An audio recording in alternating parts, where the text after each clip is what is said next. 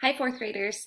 So we're going to look at another way to look at place value, especially when we hear that funny term like 30 thousands, because we've been taught that you can't go over 9 in any place value, right? So let me show you a little trick.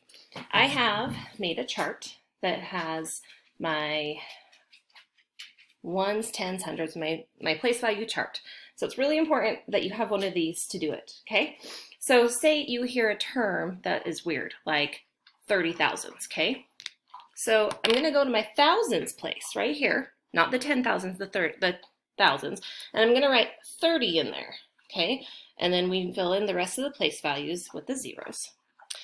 So we know that we can't have more than one digit in a place value. So where is this 3 going to go? Over here, okay? So if you hear that and you draw out this, just know that that's how it works. There's another way to do it the other way around. So if I have 30,000 right here, how many hundreds is that? Show you a little trick. If you go to your hundreds, cover up everything but the hundreds, that's 300 hundredths. So 30,000 is equal to 300 hundredths. Fun little trick, right? Okay, so I'm going to have you try. Get out your whiteboard and make a place value chart. Push pause while you do that, and then come back to me. Okay, so you all should have your place value chart. I want you to give me 40 hundredths. So go to your hundreds place, write 40 in it, and then your 2 zeros. Now where does that 4 really go?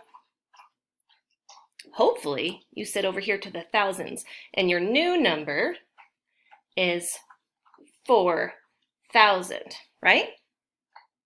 Okay, so looking at this, how many tens is 4,000? So go up, you cover up to the tens. You can still see the tens. 4,000 is the same as 400 tens.